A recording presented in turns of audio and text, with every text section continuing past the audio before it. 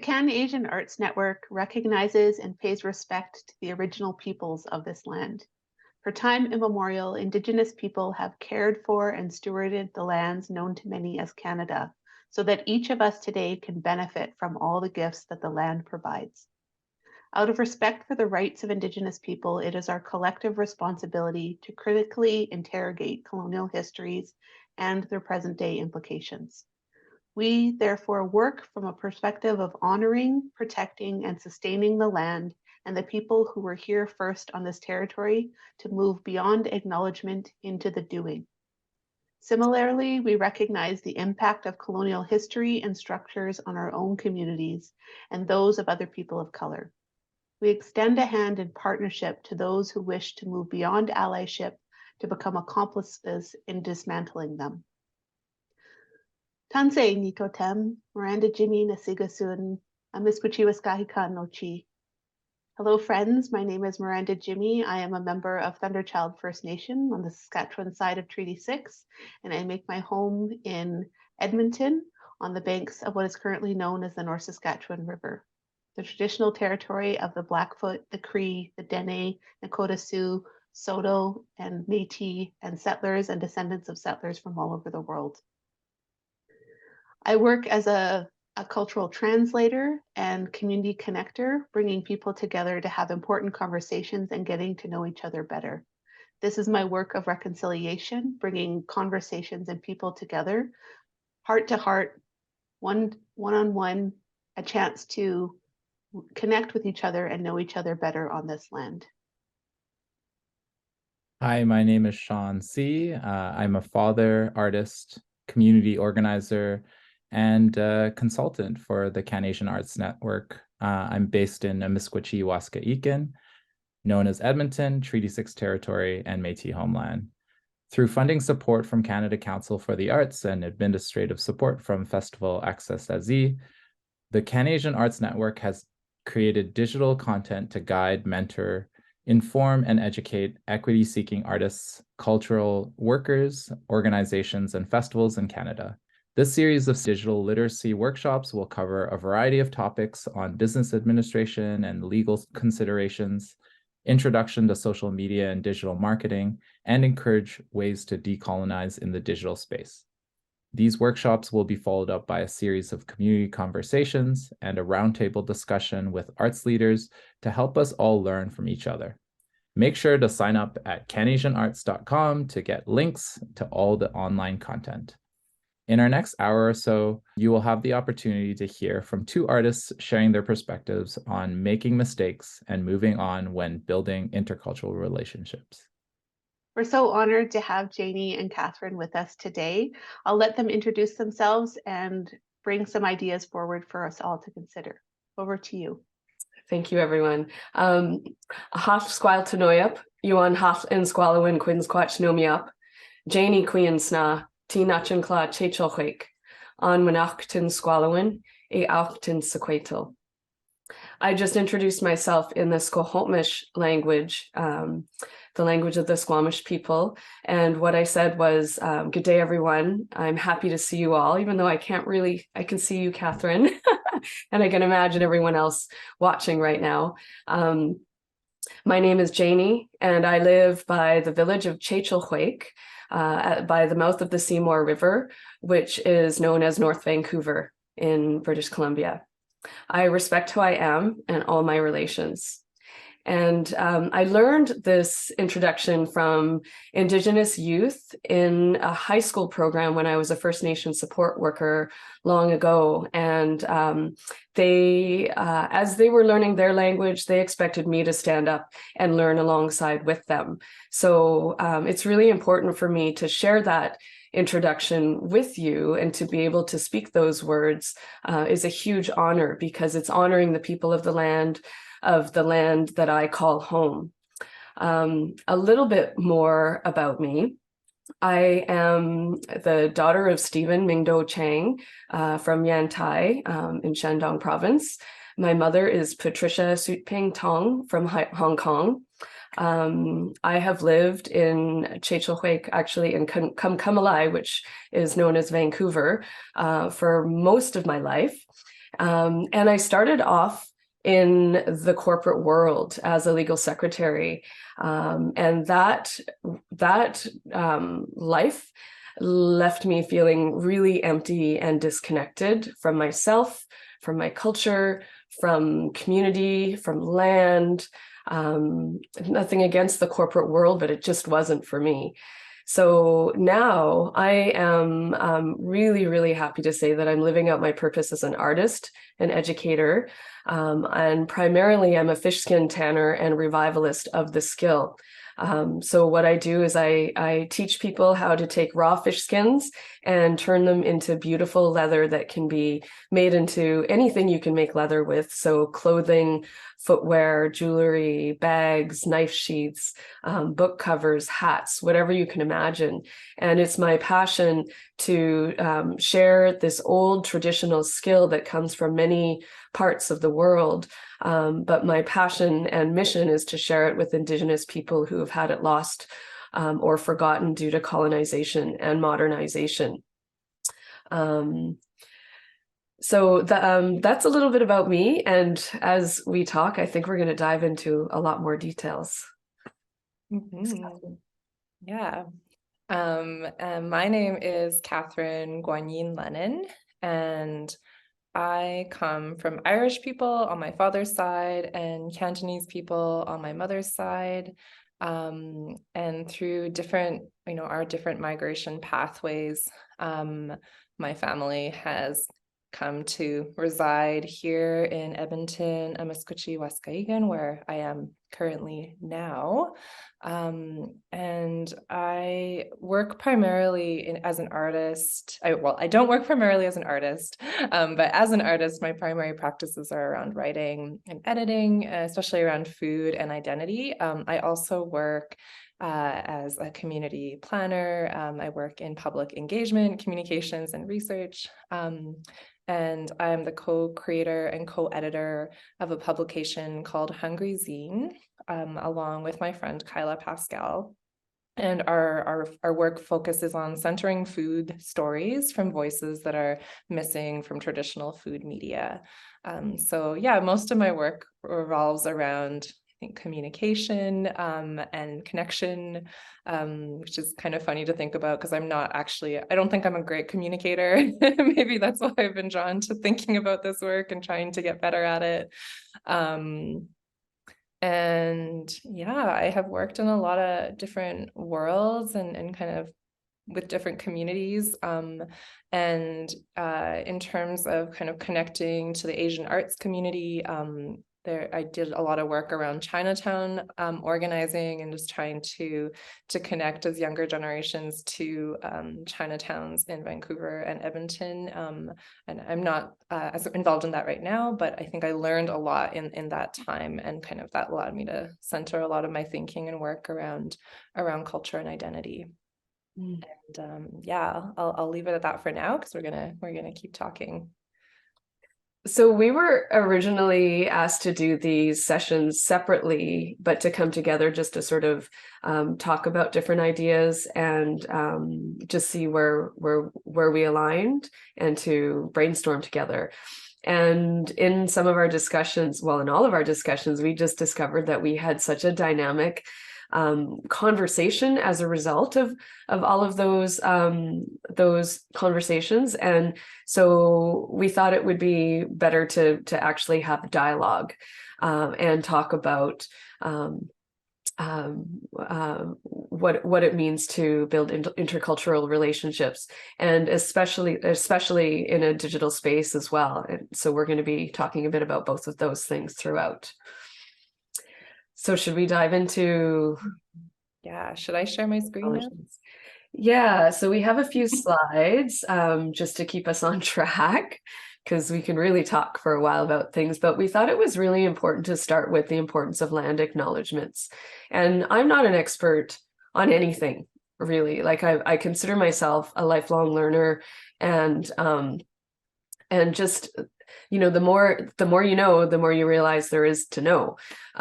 So we had some really rich conversation around land acknowledgements and whether they were necessary in digital spaces, whether, how do you do them? So we aren't meaning to make this into a how-to, but we just wanted to properly offer respect to the people of the lands that we're all joining from, but then also just to talk about some things that are churning in our heads too. Catherine, did you want to start about Sure. that? Yeah, I can start. I'll just come back to our faces so you can see us here. So I think, I just wanted to say that one thing I was thinking about in reflecting on land acknowledgements in conversation with Janie was just kind of where can I find parallels or entry points or connection to my experience of Asian culture, which is Chinese on my mother's side, and I thought of how ancestor worship and honoring our ancestors is really, really important culturally. And, in my own grandmother's home, she would always have an altar set up, and, every morning would burn incense and put fresh fruit and offerings for ancestors. And, there's many festivals throughout the year where it's really important to make those offerings. And so I thought, how does that apply to honoring the peoples of the lands that I'm in and have benefited from and passed through, and how can I kind of draw on that connection, and just kind of that maybe sense of relationality. So I think, for me, still a work in progress, thinking about how to properly do that, honor and acknowledge. But I'll just start by saying that, as I mentioned earlier, I come from Irish people on my father's side and Cantonese people on my mother's side. And in our family's migration pathways, our kind of arrival points to Turtle Island were in the territories of the Dish with One Spoon Covenant, the Huron Tract Treaty, number 29, also Treaty 1 and Treaty 6, and Métis homeland. In the original lands of the Anishinaabe, the Haudenosaunee, the Wendat, the Adirondack, the Anishinaabe, the Cree, Oji, Cree, Dene people, Dakota, and Métis. And I've also benefited from living and learning in the unceded territories of Musqueam, Squamish, Tsleil-Waututh nations, as well as the homelands of the Inuit in Nunavut and Nunavik. And maybe that's a lot, but I just kind of wanted to think about all the spaces that I've moved through and my family has moved through, and all the different people and communities and lands that have even as an uninvited guest, have taken care of me and my families, and just kind of reflecting on that and giving thanks and honoring people in the lands and the waters and these relationships, and thinking about how can I take care of these relationships and responsibilities that I've been born into by virtue of being here in this time and in this place. Mm-hmm. And for me, the current lands and place that I'm in is Edmonton, Amiskwichi, Waskahigan, on the North Saskatchewan River in Treaty 6 territory, home of the Nehiyaw, the Cree, the Dene, the Anishinaabe, the Saulteaux, the Nakota Iska, the Niitsitapi, the Métis homeland. And I'm living in a part of the city that was actually a neighborhood built on the reserve lands of the Papas-Chase Cree. So just kind of in this progress and journey of learning about all these lands, and kind of points of connection, is kind of how I'm reflecting on this today. As I hear you naming all of the places that you have been and nurtured, it just really strikes me how you're honoring the people of the land and the places you've traveled and spent time in, and that it takes up space and energy to name them. And one thing that I've had a few conversations about with some actually with one of the chiefs of the Squamish Nation recently was just about erasure. And so by naming these places and the people that you spent time with and that have taken care of you, you're ensuring that erasure doesn't continue to happen, because it happens all the time, right? When we don't acknowledge, then there's erasure happening. So that was one of the things that I just wanted to mention, like in a digital space especially, like it's artificial. There's no land, there's only the people that come, so there's a selective audience, and it's just the most artificial space that human beings could ever be in. So in order to humanize that space, I think that land acknowledgements are really important in Zoom meetings. Even if you're on Instagram and you're visiting somewhere, just saying where you are in the name of the traditional name of the land, and honoring the people in that way. So yeah, that really strikes me, just I don't think you'll ever say that again exactly in the same way, right? And then also, I think about how dynamic land acknowledgements need to be, because when they're the same every time, when they're read off a page and there's no heart in it, then there's a missed opportunity there. So yeah, that's been really rich conversation, just talking about that, and then hearing you talk about treaty lands as well. I know we were going to mention this maybe a little bit later, but Catherine and I had some really interesting discussions about treaty, and I'm on unceded Coast Salish territory, which is different. It's not treaty lands. So I won't get into that right now, but those are some questions that came up for us.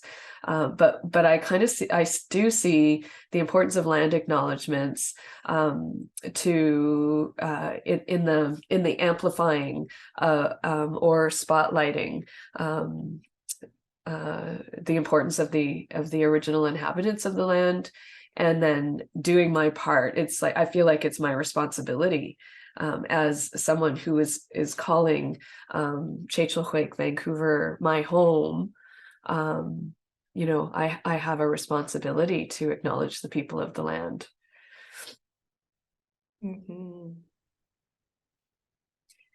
The other thing that we talked a little bit about was how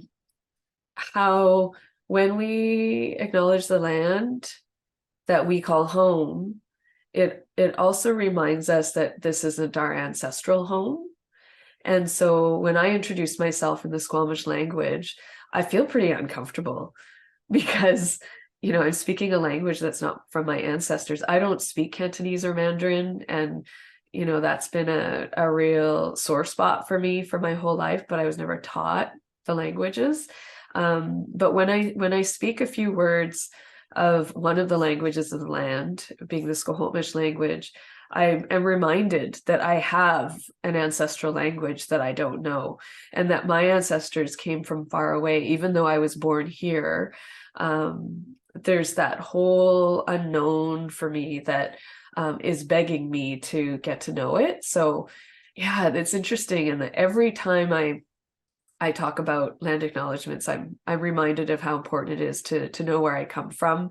And slowly, it's taking me a while. I'm a bit of a slow learner, but there's a lot of hurdles to overcome. So slowly, when I have conversations like this with you, it's been so rich that I've been able to dive in a little bit deeper to my ancestral heritage.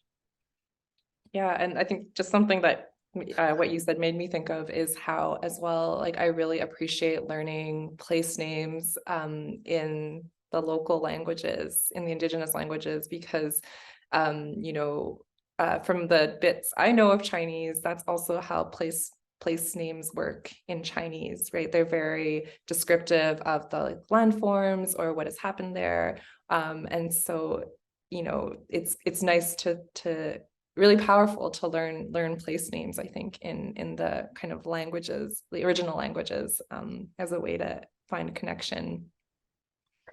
Yeah, we had another slide. Do you want to show the next slide? We just sort of wanted to invite everyone to pause and and take a moment to reflect on the land that people are on, wherever you're joining from, and to ask yourself what you know about the land and its original inhabitants, the present day inhabitants, and the languages and place names and important names. I do think that names are really powerful, especially when they're in the language of the land, because my mentor, who's Musqueam, he explained to me, like, use the language of the land, because that's the language that the land understands. So it just makes so much sense to me in that simplest of forms. And then, what do you not know? What do you need to learn? We talked a lot about our blind spots. So at the end, we're going to share some questions that came up that are still works in progress. Yeah. And I just want to share as well, like, I think it can be really intimidating to think, if you know, to maybe give a land acknowledgement for the first time, maybe even if you've done it many times before. I still get nervous. And I think even this question of what do you need to learn and what do you not know, even yesterday I was doing some research on the internet, and I think we're really lucky now to have a lot of access to information where other people have taken the time and the work to document it and make it accessible. So there's like great starting places. Like, even, I thought, like, let me look into what are the territories of the, who are we acknowledging in the territories that my father grew up in? And I don't know, because I don't live there, but I was able to find a lot, available online. Mm-hmm. Yeah, it's work though, isn't it? It is work. Yeah, it It takes work, doing your homework. Yep. Yeah, Sure. got to do the homework. Shall we move on to the next one? Yes. So, so we want to get into kind of some of the ways of building intercultural relationships and decolonizing digital spaces. And I think for us, a really important place to start are these questions around what does it mean to be Asian Canadian, to call this place home when our ancestral homes are somewhere else, as Janie just mentioned a little earlier, and how do we root ourselves in the land we call home while also nurturing the roots of our ancestral homes? These questions are really important. As Janie and I started to talk, we realized, we can't talk about building intercultural relationships before we kind of ground ourselves and place ourselves and self-locate. And as people, as Asian Canadians, and I think this is a really important piece. Personally, I found that it's hard to relate to others, to connect, to build bridges if I don't feel like I know where I'm coming from. And not to say this is ever, there's not a final answer to this. It changes for me every day, how I think about myself. But we wanted to dig into these questions a bit. And I just wanted to offer for everyone who's listening as well that, we could spend this whole workshop just unpacking Asian Canadian. What does Asian mean? What does Canadian? What does that mean to you? Do you identify as that? And I just want to make space to say, you're all welcome in this conversation, however you feel about that. You might feel really uncomfortable. You might feel really proud. You might say, I don't know. I think even Janie and I talking, there's a lot of sense of like not being Asian enough, as for me as a mixed person, or Janie was talking about, you could talk about like just kind of with your connection to language. So just whoever you are, feel welcome to this conversation. Yeah, these were big, meaty questions to us, and just around diving into our Asian Canadian identity, to be able to orient ourselves before building relationships.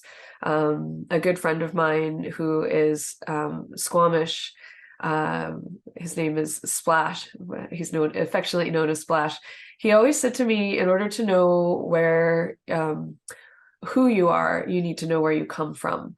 And that's always something I've struggled with, because as Catherine mentioned, like I don't speak any Chinese language, And so I've struggled for most of my life feeling lesser than, not being fully Asian. Although I did just do one of those ancestry tests or whatever, the DNA test, and it confirmed that I'm 100% Chinese.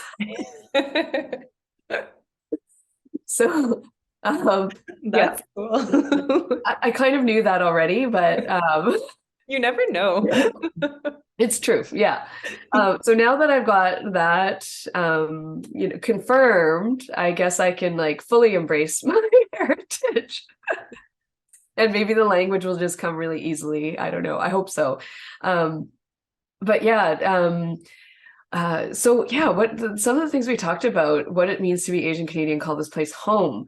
For me, I have really had to learn about my home, the land that I call home, as my family, as my relatives, my relations. And I noticed that like when I worked in the corporate world and I wasn't spending time in nature, and I was just disconnected in so many ways. I felt unrooted, like I didn't know who I was at all. And I didn't have a place. I didn't know my place in the world. I didn't feel belonging.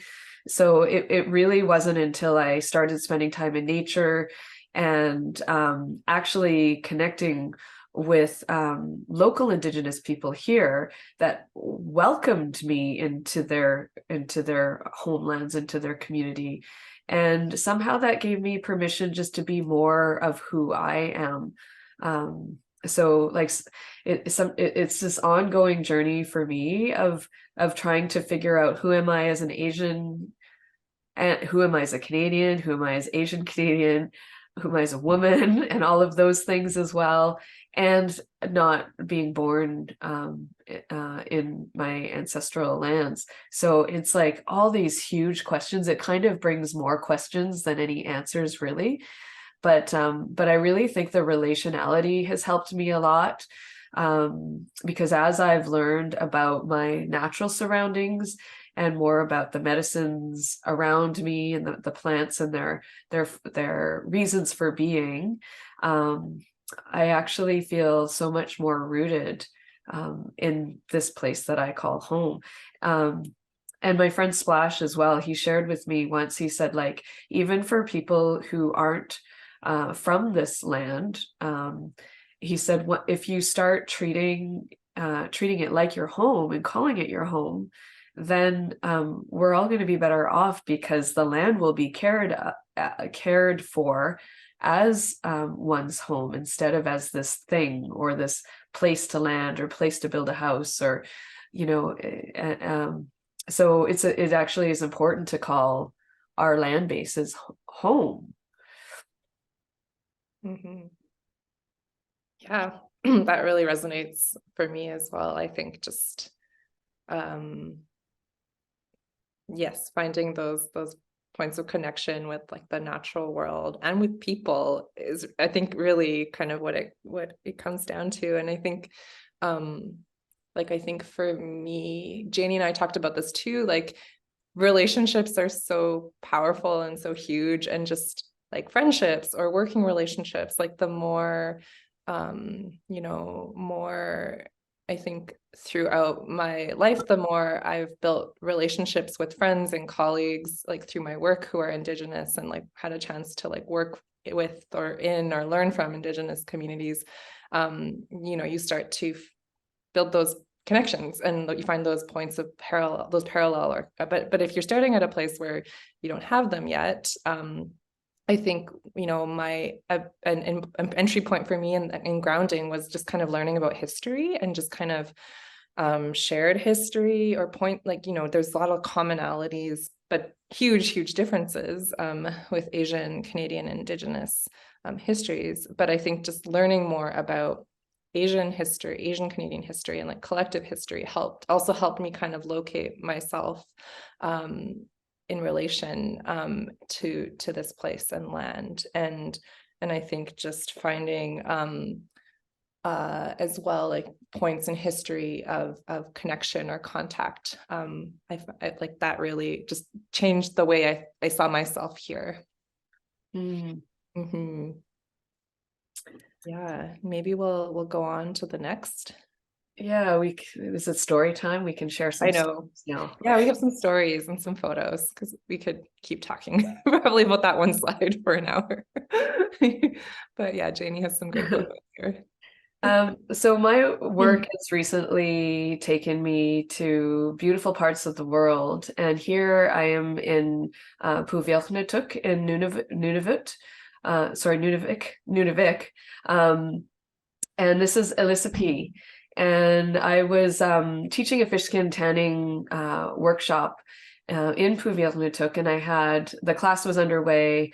And I was teaching in a facility where people just came and went, community members came and went. And this woman came in my class, and she walked in and she sort of looked around, and she had this stern face. And then she looked at everything, she touched things that I'd made and the fish leather and looked around, but she just had this really stern face. And then she went and sat down. And normally I would like go and introduce myself, and I knew she didn't speak English though, and I wasn't quite sure, what to make of her by the look on her face.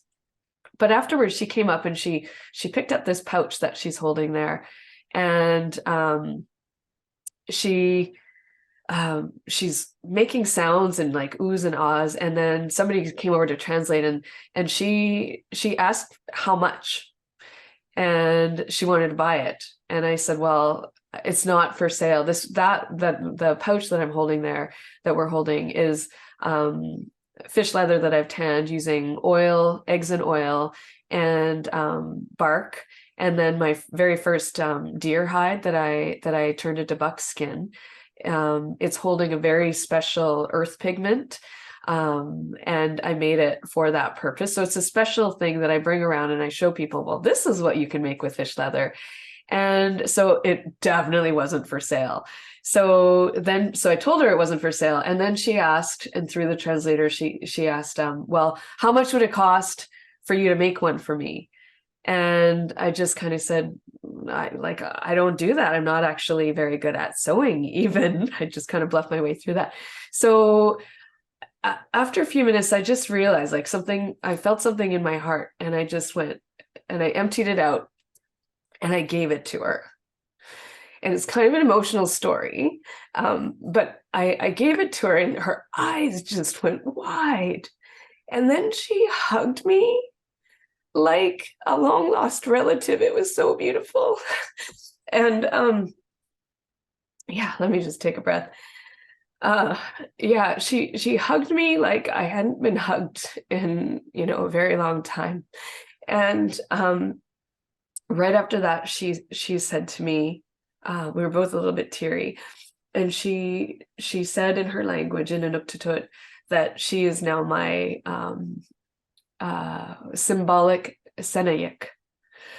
And a Senayik is like a godmother, but traditionally to a sort of a godmother figure to a child who she's cut the umbilical cord of.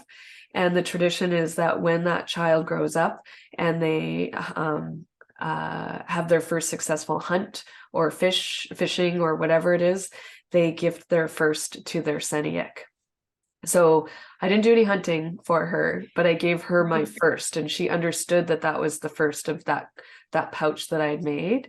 And so I was told that we are now connected through that. And it was just such a beautiful thing to me. But the reason why I wanted to share this story is because the reason why I gave it to her was because of my teaching from my Musqueam elder and mentor, Shane Point, who has taught me for the last 20 years about generosity in so many different ways. And so when I go to different communities, that's what's always in my mind and my heart. And sometimes I don't plan, to gift things, and then it just happens in the moment. But it was, that teaching, that simple teaching, just led to such a beautiful moment and relationship. And I'm not really going to miss a pouch, but man, I'm really going to cherish this new connection that I have with Ilisipi, my Senayik. So yes, the teachings of generosity were really powerful, and they stay with me from my mentor. That was the first story I was going to share. And I cry freely when I'm teaching my classes, when I'm talking to people. Sometimes it really gets in the way because I start sobbing. Like there's a lot of emotion in connecting and building relationships, and especially when they're beautiful and meaningful. Yeah, did you want to say anything before we go on to the next story that I was going to share? Or No, it made me tear up too. oh, thanks for joining me. Yeah, but I think we also might have not as much time left as we thought, so we might have to. Okay, let's speed it up a little bit. I'll be quick with this one. I wanted to share this image here. This was at a lunar fest in Vancouver a few years ago, and I was invited to do some sort of interactive art display, and in celebration of Lunar Fest, and they knew of my work with Indigenous communities. So I thought, okay, well, how can I best go about this? So I actually I got permission to invite 2 Indigenous youth that I had been working with previously to help me with this beautiful canvas. And we basically invited the community to sponge paint animals with stencils. But what we did was we named them. I don't know if you can see close enough, but some of the animals have their names in the Squamish language written on them, and it says Kamkamalai in the middle, which means Vancouver in the Squamish language.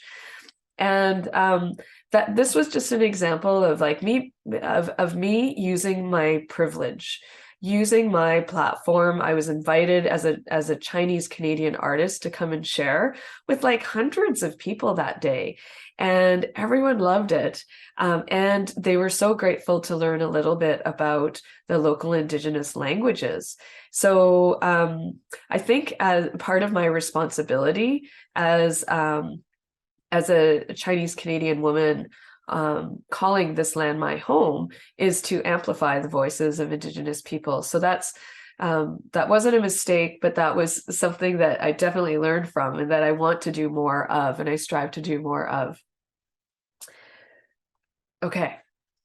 Should we go on to the next one? I just wanted to add, I think that was I loved hearing that story from you, because I also thought it was such a cool way that you sort of just maybe like fostered a new relationship, right? By bringing like 2 communities together, in a sense, from you being at an event within like your community, and then bringing in your guests. I thought that was really interesting. Thanks. Yeah, sorry, one other thing that I wanted to mention was like, if I were to do that without them, it would not be right, because I may speak a few words of the Squamish language, but I'm definitely not a teacher of the language. Nobody's ever given me permission to teach it.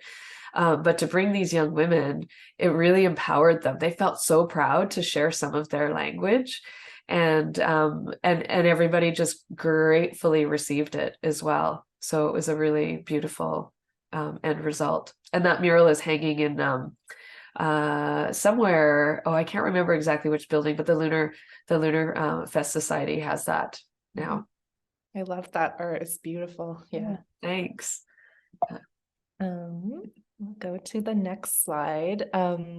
Yeah, so I don't have a particular photo or story here, but I just wanted to share something that really, I don't know, really stuck with me when I learned this. So I remember I was taking a community Cree drop-in class some years ago, and learned this from the instructor, and then just recently reread this in the book Indigenous Rights by Chelsea Vowell, and that, in Alberta, I think this is in Cree. There are different terms for Chinese person, And one is, and I don't know how to pronounce this, but sekepatwao, meaning she or he has braids. And another term is apikes, which means spider. And I just thought this really like stuck with me. So interesting to know, as Chelsea Vowell writes, so this gives you a good idea of when there would have been kind of first contact between, they would have been early Chinese migrants. They would have probably been here to work on the railroad, and they would have had a braid, right? So it would have been in the time where Chinese men still wore braids. And then I thought the Pikes was really interesting to me. She says it refers to a weaving skill. And like that one just for me feels so poetic in a way, because I always thought, like, is it that were they literally weaving, or was there a sense of them kind of, weaving a railroad, or like weaving like, relationships? Probably it was about the braid, but I just think that's so cool.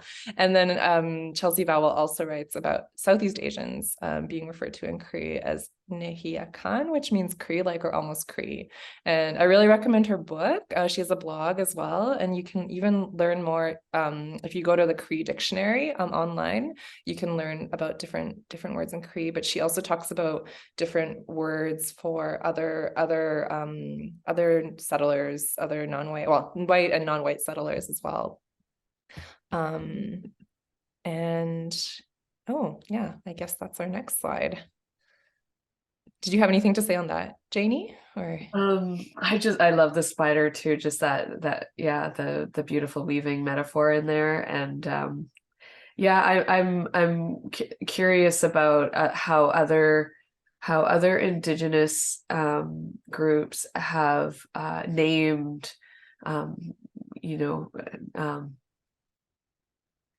people who are new to their land from different ways. I know here at the Squamish call white people, they call them Halayton, which means hungry ones, which is not as complimentary as spider, but yeah, it's very descriptive. Very descriptive. And I believe too, spiders, because I think when I asked my mother about it, I think spiders actually do have a good meaning in Chinese culture as well. Like it's not kind of like a spooky like Halloween spider, but there was some good meaning behind it.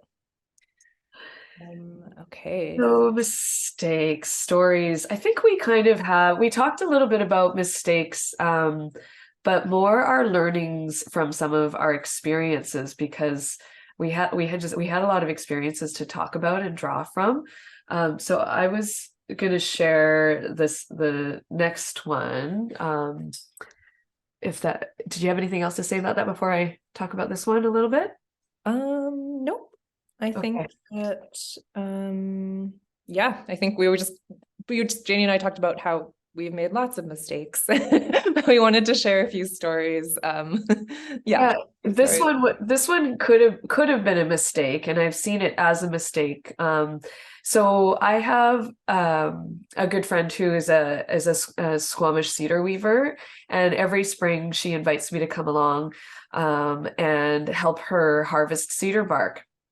And it's becoming a lot more popular these days, and I see on my hikes just, stripped trees, and I don't think that they are done by Squamish people or Coast Salish people. I'm not sure, but there's just definitely more of them. So whenever I go, I feel like I've been doing this probably for 10 years or so, and it's such an honor to do it. And I feel like just the energy of it, the vibration of how important it is when I'm doing it. And in this particular case, she actually asked me to teach other people who were coming along. And so I've actually taught some Squamish people just the method, like how do you do it? Where do you make the cuts? And how do you pull it up? What time of year to talk about it? What I've learned. And that's not a responsibility that I take lightly at all. But I would never do that without my friends prompting. Sisemia is her name, or Tracy Williams. And so if I would never go cedar harvesting without her. I would never just teach other people how to do it. And I don't even weave cedar. Like she's taught me how to weave with cedar, but it's not for me to be working with, if that makes sense. Fish leather is really my thing. So I can weave. And what I've done instead of using cedar, because people have asked me, like, if I weave cedar or whatever. So what I've actually done is I've got my fish leather hat here that I am weaving that people think is cedar. It's not done yet.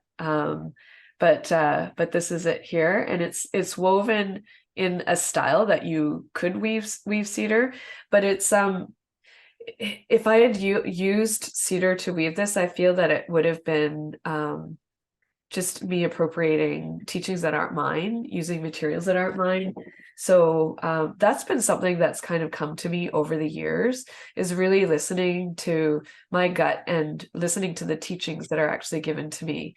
Like, even though I'm exposed to these things, it doesn't mean that I have permission to share and teach them in that way, if that makes sense. Excuse me, I'm just getting over a cold here. Yeah, so that was by invitation that I was participating in the cedar harvesting. But if we're not invited, then it's very easily shifts into appropriation as well. The next one is just a really quick story. This is in Montreal, and I was invited to teach fish skin tanning as one of the hands-on traditional crafts as part of a grief and healing workshop for Inuit women.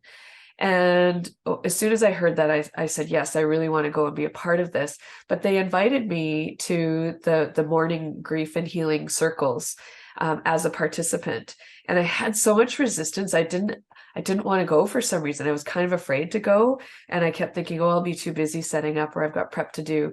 But then I realized, like, wow, I've been invited as an outsider, a non-Inuit woman, to come into their community and be a participant. So I joined them, cried all the way through the morning sessions, and listened to some really hard stuff to listen to, and then had to teach in the afternoons.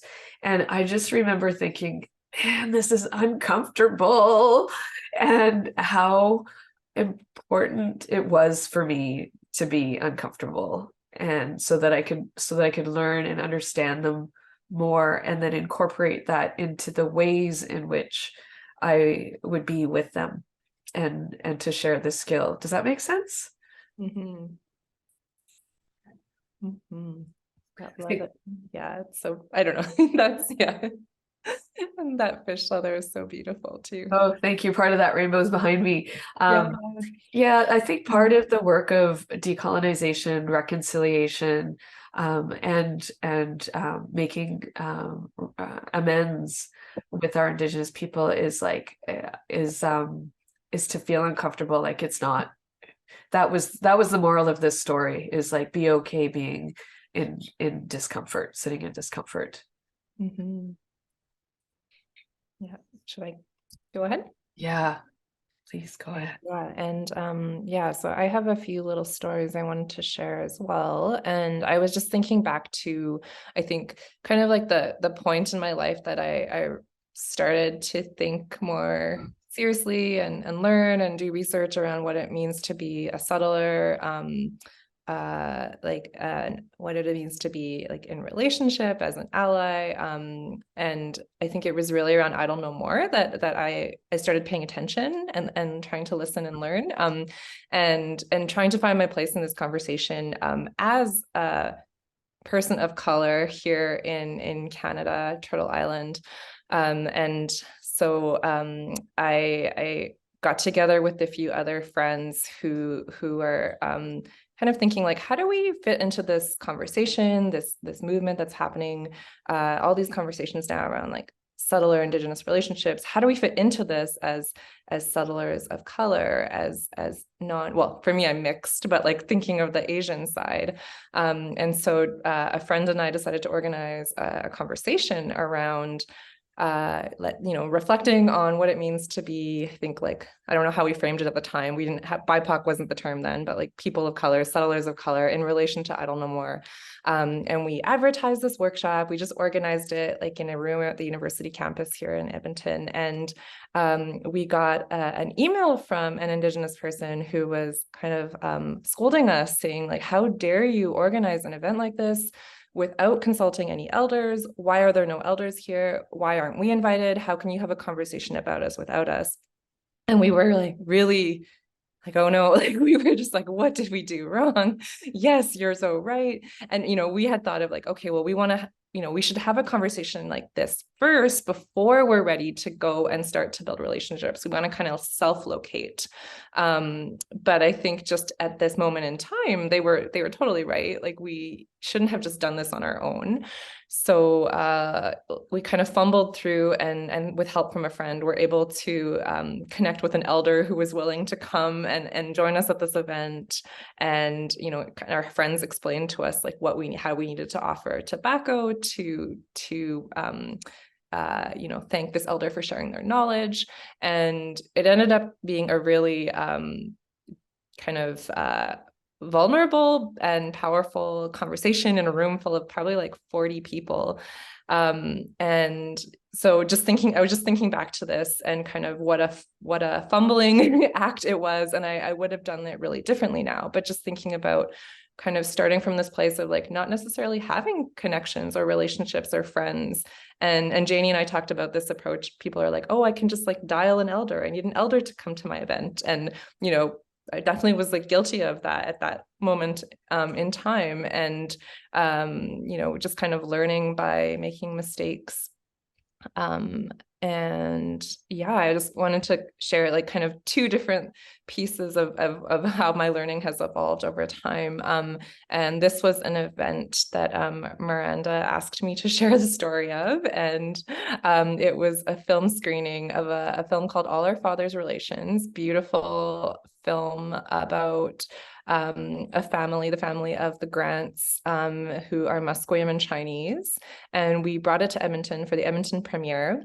And it was this really cool moment. It was an intersection, the overlapping of film screening at the end of Asian Heritage Month and the kickoff of Truth and Reconciliation Week. And so we had a team come together to put this event together. And Miranda and I thought, oh, what if we could have a powwow dancer and some lion dancers work together? That would be so beautiful. And so we went about trying to put this together, and it almost failed right before showtime. The powwow dancers were in the green room with this lion and dragon dance troupe, and they almost, they were like, we can't do this. We haven't had time to practice. We don't know each other. Like, this is not going to work. And so I think one of my learnings from this moment was, you can't just throw two artists or two arts groups together and say, go, relationship building, especially like from really different like art forms and disciplines. It takes time to facilitate those connections. You really just can't do things like this in a rush. And, I think it looked really cool to everyone in the audience. I was just sitting in the front row, feeling or like this is just going so badly. But again, I think, yeah, a lot of learning from this moment. And then just one, quick last story to kind of where I am today in the work I'm doing. So I just wanted to share the work I'm doing as Hungry Zine, along with my friend Carla Pascal. And she is Afro-Indigenous. She's a planner. She's a creator as well. Together, we are the co-editors and co-founders of this publication that focuses on food stories. And I think Janie kind of touches on this a little bit in her work, but just kind of like being in a space of collaborating and working together interculturally is really like where I love to be, and where I think like lots of learning happens. And I think it's, being in a place of friendship, relationship, collaboration. Also, you make mistakes, but there's also lots of room to discuss and like hear each other out and learn. And, in our work, it's about trying to just work differently. And, you know, even just thinking about how, as editors, how do we, you know, bring forward ideas about decolonization, or if someone writes something, how can we nudge them towards like reflecting a little deeper on their position as a settler, or how the way they might talk about food or land. So just kind of like Janie talked about too, kind of using a position of privilege or a platform to kind of further conversations. And I just wanted to share like 2 of our pieces of cover art, just kind of in relation to this conversation today. But our first issue, the artist is Chinese Canadian Emily Chu, and our latest issue, Cole Pauls, is an Indigenous artist. So yeah, really, really cool to be able to work in this space. Cool collab. Should we skip to the next one? Yes. The messy, and we talked a little bit about the digital spaces already, but these were some we just kept asking questions of each other, and one of them being like, what are my blind spots, and how do you know your blind spots when they're blind? And so I mean, I really think it's a constant it's work, it's constant work, and checking our blind spots all the time. And so just having the conversation with you, Catherine, over these last few weeks has really illuminated some of my blind spots, so I'm really grateful for that.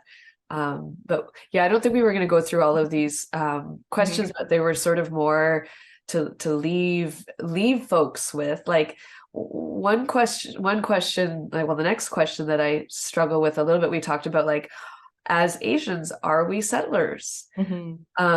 Because like the land, well, doesn't apply for everyone, but like the land was settled primarily before, well, it was before my family came in the 1970s. So we came as immigrants. But is there a difference? Like, does it matter? But I've always kind of been a little uncomfortable with that title, and same with ally, but I haven't quite unpacked that one enough yet.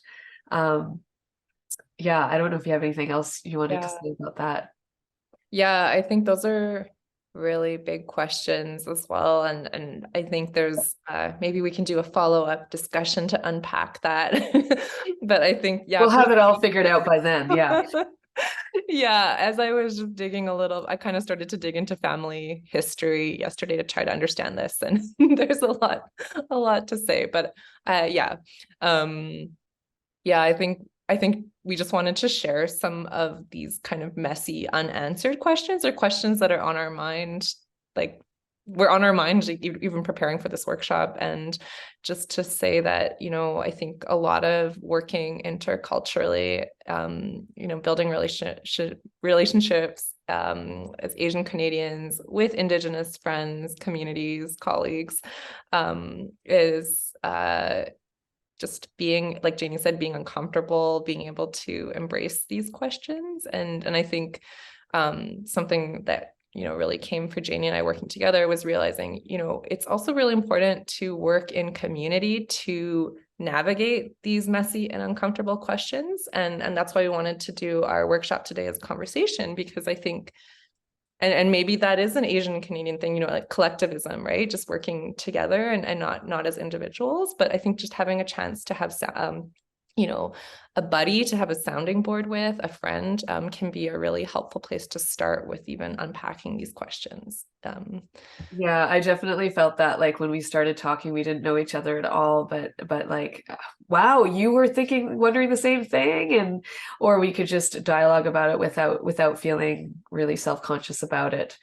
So I think we're at the end of our time, and we had some, were there some final words you wanted to share? Would you like me to go first, or how do you want to do that? Oh, yes.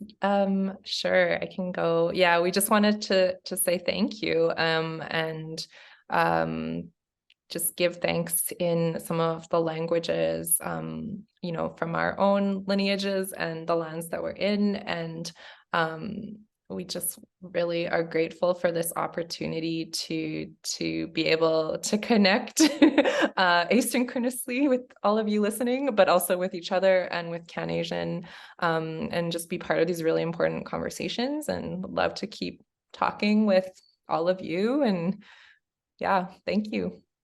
Yeah, my hope is that anyone who has been watching this will go away with more questions, more curiosity around our place in the world and what it means to be Asian Canadian on the lands, whatever lands that you're living on. And when we were talking about this final page of thank yous, I thought, like, at the very least, it's really important to learn the word thank you wherever you are, like when you're traveling. I've always found it interesting that when you travel, people usually take along a phrase book and try to learn some basics of the land. But when people come here, they don't try to learn Squamish or Hunkaminam or Cree or so I find that odd, a little bit interesting, and something to think about.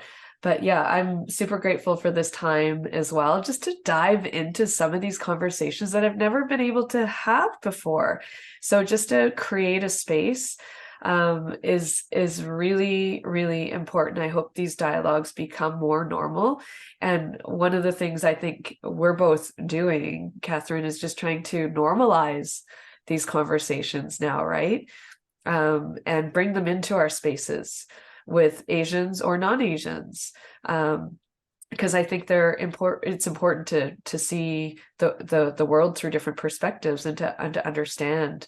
And yeah, I really think that reconciliation is about reconciliation.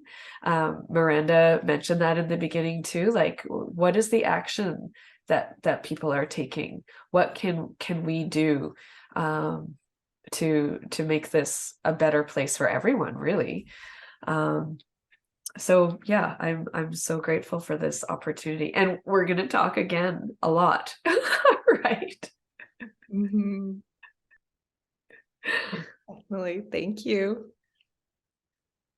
Thank you both for that lovely conversation. It was beautiful to be able to sit at the kitchen table and just listen to you chat over tea. That's how I felt. So thank you very much.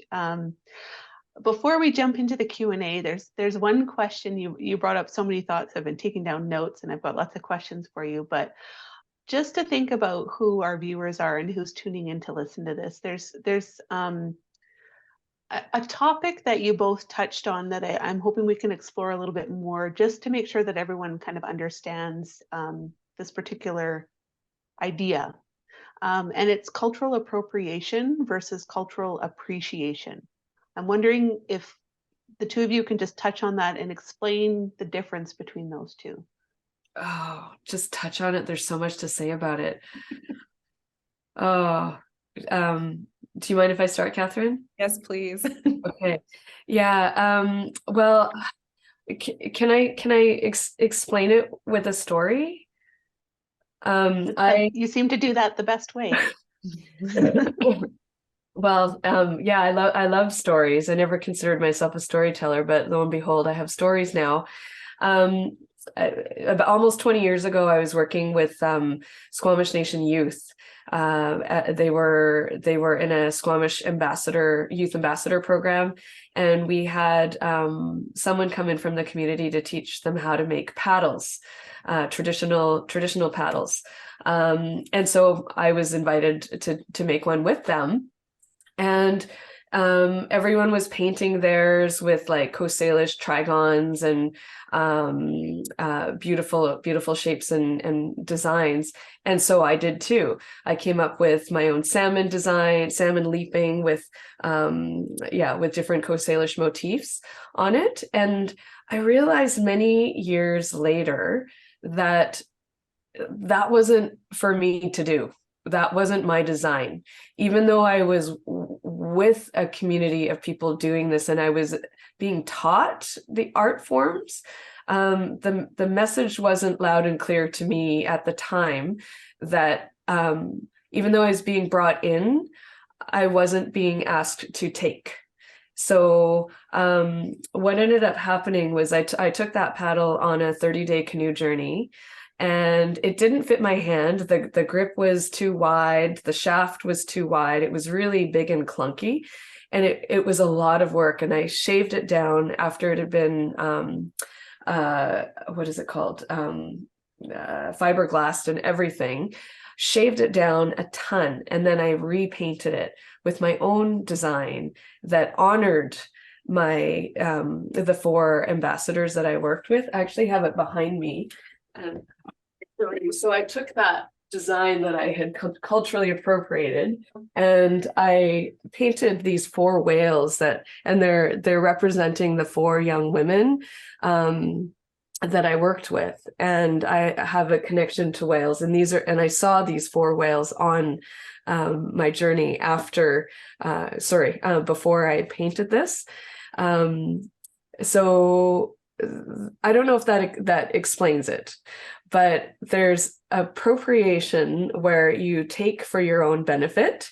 And often you see people knocking off the orange shirts, or Every Child Matters, or a lot of different campaigns, and selling for their own profit, which is cultural appropriation when you don't have the artist's permission. But then appreciation, it's a slippery slope, because you can admire something and be inspired by it and incorporate it into some of your designs. But you have to ask the question, is it for you to do? Is it for like, yeah, what is it for? And so instead I end up looking deeper into my heritage, and where are there similarities? Where are some lines that are similar, or some designs that might be similar that really speak to me?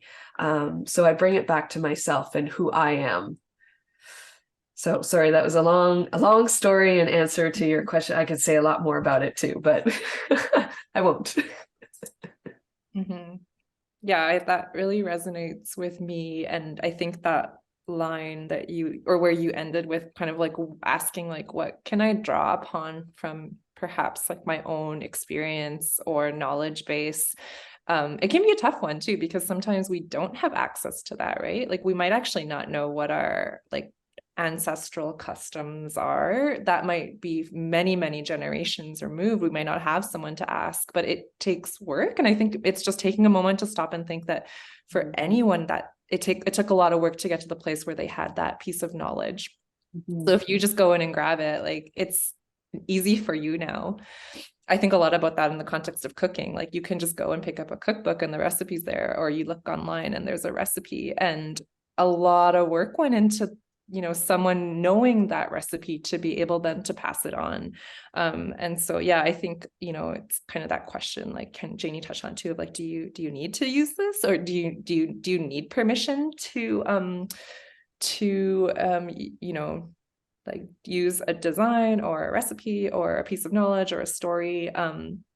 And I think like the sale part definitely is sort of a full stop. Like if you're planning to sell something that you borrowed from another culture, definitely don't. That's what I would do, I would say.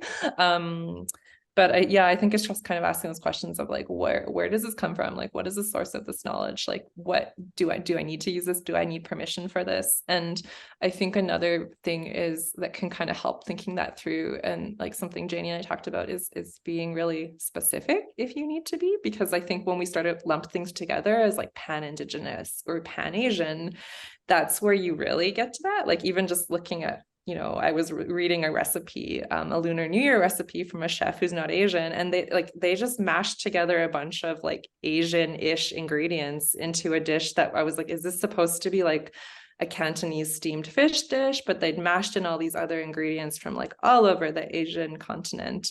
And I was just like, that doesn't sound right. So yeah, I think that is kind of a place. And then even, I think just one more example Janie and I talked about is, is it okay to smudge or use sage, right? And I don't think I would personally do that myself. Like if I was offered offered that within the context of a ceremony, I would participate. But at home on my own, I would think, okay, like what are other ways to do a similar practice? I would think of incense maybe. So like kind of just looking at like the parallels.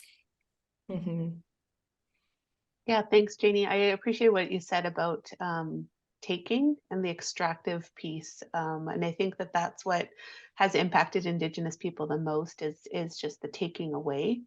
And so just because something's available doesn't mean it's available to be taken. Yes. Yeah. Yeah, I think a lot about the potential openings, right, that sharing culture presents. And so I know that cultural appropriation or appreciation is a very controversial topic. But I feel like what kind of grounds me, and even just like receiving materials, is really having like an understanding of what that intention of that person that is sharing is, right? And if they haven't done any like research to share with the viewer like their position and their connection to the thing that they're about to offer that may or may not be connected to their culture, then that already is like a pause, that already is like a chance for us to reflect, like, is it their responsibility, or is it their, like, is it their right to be able to like just use their platform to talk about another one's culture without any like specific reference or connection? I mean, I don't want to lean on like the academic ways of doing things, but I feel like we've learned about how, ideas are always like remixed and shared and like built on, but there's roots to it, right? There's people that have done the work, and there's ways of referencing, at least in literary terms, to not tell yourself that you're the originator of like some sort of concept, right? So I would think in many ways that even if it's like a recipe, there are still ways of honoring the work that's done, right? So yeah, those are some of the things I think about. We had some conversation around intention as well, and is our good intentions enough? And I've met people who are the sweetest, biggest hearted people, and then they have made a Coast Salish design, like a tattoo or a painting or whatever it is, without permission, because they love it so much and they just have so much respect and admiration for the people that it came from. And that's still cultural appropriation. So yeah, I think sometimes people say, oh, but I had good intentions. And it's still not enough. Like you're still taking. So how about looking to what is meaningful to you and find something from there? And it takes work. And thankfully we have good old Google, right? We can find a lot from our own heritage, even if it's like thousands of years old. But yeah, that when you mentioned intentions, that brought that up for me. Yeah.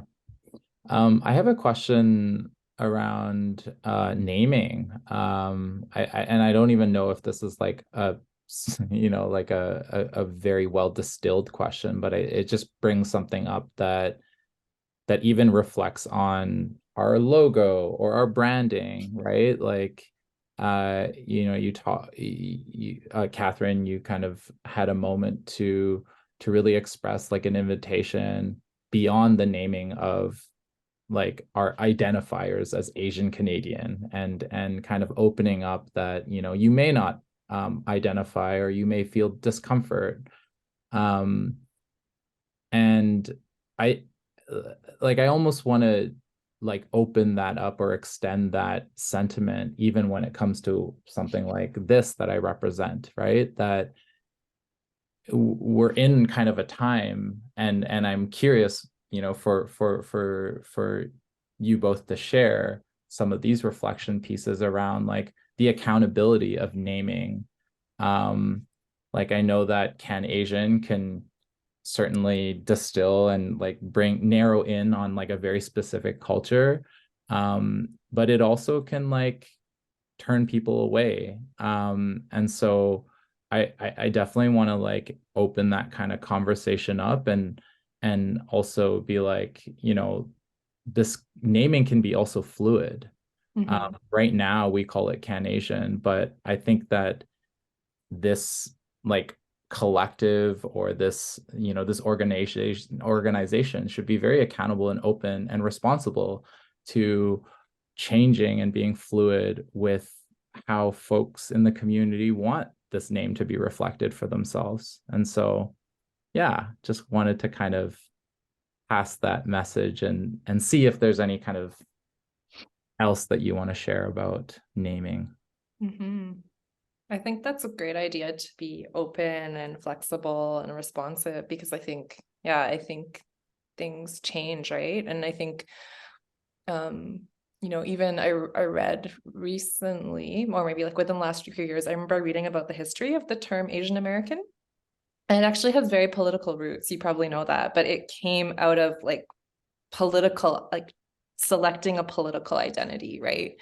And whereas I don't know if we have that history, I'm not actually sure. It'd be good to look into if Asian Canadian was, you know, inspired by that political history, or if it was just kind of a racial category, right? Because it's very different if you're saying like, we chose this as a name, as a way to gather and you know, have power together, or is it a label put on a group by someone else to say, you're not white, right?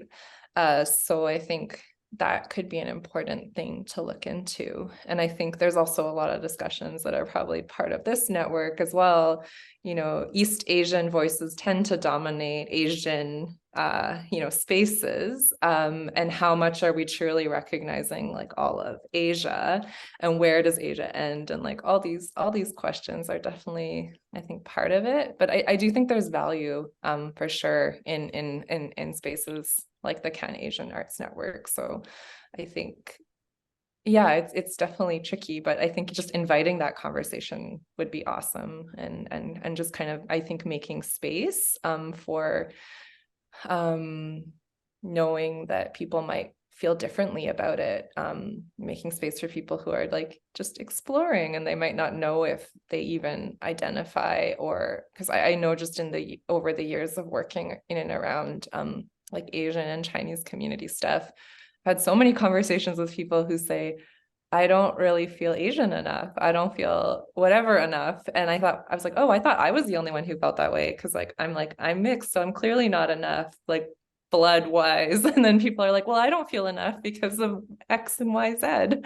So it's actually, I think, a more common experience to feel not sure if you're Asian enough than it is to feel, maybe for artists anyways, because we just like think about everything.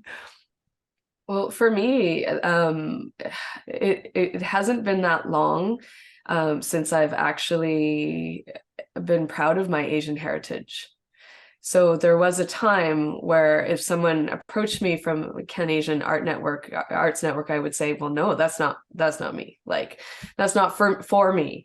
And I don't want to have anything to do with that, because I was at a place where I felt shame based on when I grew up, where I grew up, and assimilation being very much front and center. So yeah, I think names can be very powerful positive and very powerful negative. They are stagnant, like they are static, and humans are dynamic.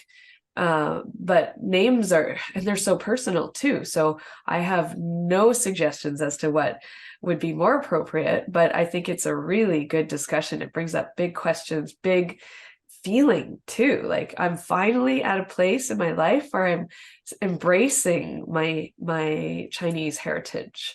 So that is a wonderful feeling, but before it wasn't.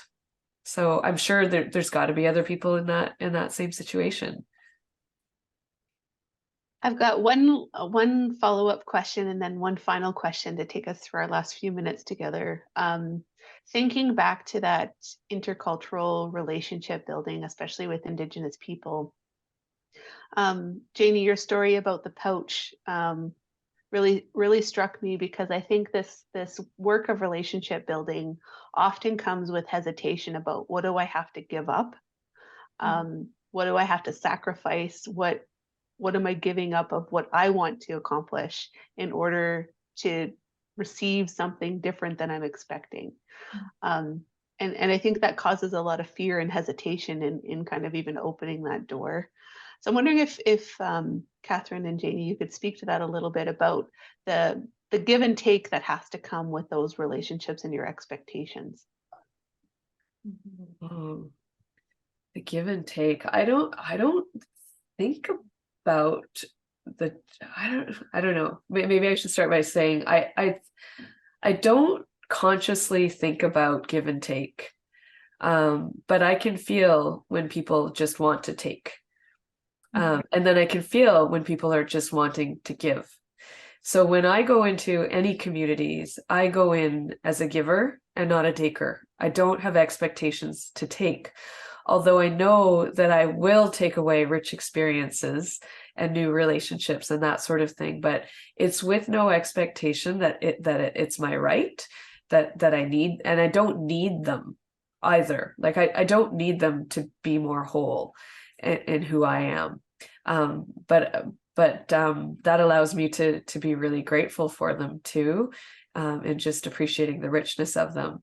So yeah, I think that is a real colonized mentality of give and take. I don't see it as black and white that way, that the world should work that way, that what's in it for me. Like, we got to get rid of that, like, what's in it for me mentality. Like, what's in it for us? You know, that is just so much more important to me. Yeah, thanks for asking that question. I hadn't talked about that before. Yeah, I think that's a really good question. And I'm not really sure. I think what comes to mind for me, I think one thought that comes to mind is like just kind of maybe part of the give that I've experienced is needing to, or these moments when like having to recognize that there's like a frame of mind or a way that I'm working in that's very colonial, and how to like try to like unlearn that a little bit. You know, even just like collaborating on projects, and maybe there's a way of working that's very colonial, and there's like some great writing out there right now about like white supremacy work culture, but just like trying to work in ways that are like very like deadline driven or really too fast, and like not leaving time for really building relationships or flexibility, or thinking like we need to do this in this set way. And then, you know, in maybe like working with an Indigenous collaborator on something, that's not the right way to work, or that's not how they're approaching it. And so just having to like unpack, and just kind of question these ways that are very just, you know, like I've soaked them up all my life from all of my surroundings. And then I think the other one that comes to mind is maybe like moments where it's almost like I felt like I had to like overcompensate for a thing as a non-Indigenous person. Like, so just seeing, you know, an example of like, as an editor of a publication, having one of our contributors who was Indigenous requesting an edit to something that was kind of last minute, and we'd already sent it to print. And I was like, oh, we gotta do this. We gotta do this right. This, you know, this person, they wanted a typo corrected of an Indigenous name, and we need to like bend over backwards and fix this. And my other team members who are Indigenous weren't as bothered by it. But I was like, we have to really do this right. And we have to really like print some extra copies and send it to this person and go all the way out of our way. And so maybe sometimes part of that give is overcompensating, you know, just maybe that's okay, maybe. And sometimes maybe like it seems like, is this unnecessary? But maybe just going all like as far as you can to figure out what might be the right way or a good way for yourself. Yeah, those are good points. Could I just add one more thing to that? Because Catherine and I actually talked about this quite a bit, taking up space, and how much space can we rightfully take up in different environments. And it just seemed really relevant to your question around give and take. So when I go to a community, I don't walk in and say, hey everyone, like here I am, like look at me, whatever. I come in very quietly, and I don't say a whole lot unless I'm asked to say, to speak. I spend a lot of time observing, and my good friend Splash, she's always reminded me, like, we have two ears and one mouth, and so we should spend twice as much time listening as we do talking. So I think about that when I'm in Indigenous spaces, or spaces that just aren't mine, where I'm at home and I can just be me, right? I can still be me out there, but I think we all need to be really aware of the space that we're taking up, and that does come into the give and take piece as well. And just one final point to add on to that is just that I think a complication of intersectional identity is that, especially I think, and Janie and I talked about this, especially as Asian women, we are there is a stereotype, or we're used to not taking up space. Like, we're used to like being kind of quiet and behind the scenes, which is also funny, or that is a stereotype, because Asian women can be very loud. But I think, so it's just kind of balancing that with then being in a space where we're saying, okay, like, we want to choose to listen. Like, it's not that we're like, so that it is kind of a complicating thing, I think. Mm-hmm. So if this topic is new or new-ish to some of our listeners, maybe they're starting to think about decolonizing their own work. They have an awareness of the need to build relationships with Indigenous people and neighbors in their territory. You both gave some great points in your slides and some resources that we'll include with the notes for the video, but what's your one tip, quick tip? What's the next step that people need to do after watching this conversation? A resource or an activity or something that can be the next step in their learning journey?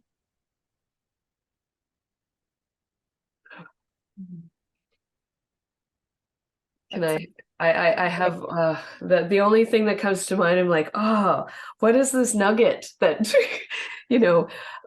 and I thought about one of the first teachings that I ever received from a Squamish friend who saw how much I was carrying of my own stuff as a human being, and she said, sit by the river.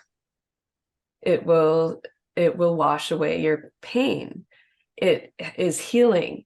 And so I think, like, my answer to almost every ailment or everything is to be in nature, but not just to sit there, to like be a part of it and not on it, not as, not exploiting it in some way, not being separate from it. Because one of my most important teachings is Natsamat, which means we are one. And when we look at the world as separate, when we look at each other as separate, then there's division, there's problem, there's conflict, there's lack of belonging. And when we break those walls down and just be with nature, and rivers are so great for that, water, mountains, whatever it might be, that's where we can just be still and really listen to whatever's in us, but also like nature speaks to me all the time. So, it took me a while to listen though. So that, take that or leave that, but that would be my little nugget of advice. Mm-hmm. Yeah, that's beautiful. I love that. I think I would do that as well, but I think what I could add is what I think I would just grab a friend, grab a buddy, someone to talk about this with. If you're watching this, it's a lot to unpack. I would say do it in community, right? Like, just reach out, like find a friend to talk to. And And yeah, I think also break down that idea that this has to be like all in your head. It has to be an individual journey. I get there. I get stuck in that too. I'm like, okay, now I gotta go and like research my family genealogy for like 10 years before I can like even come to this work at all.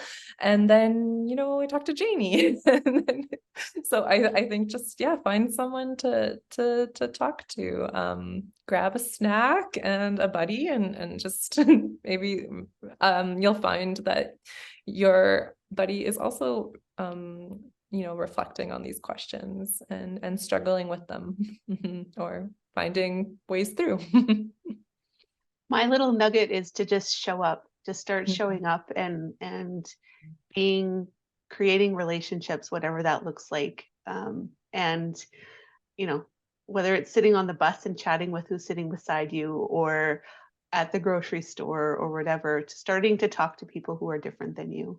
And as I look around this virtual room, I realize that we're all here today because I started conversations with each of you, and that led to this beautiful conversation. So thank you all. Yes, thank you so much, Janie and Catherine, for joining us today. We're grateful to have the support of Canada Council for the Arts and Festival Access Z to making this CanAsian Arts Network project possible. If you are an Asian Canadian artist looking for more support, visibility, and community connection, we'd love to invite you to join the free network at www.canasianarts.com and follow us on our social media platforms. We hope this online workshop has been helpful for your artistic journey, and for more in-depth discussion, log into CanAsian Arts Network to access our online groups and go to Decolonizing in the Digital Space. We'll see you online.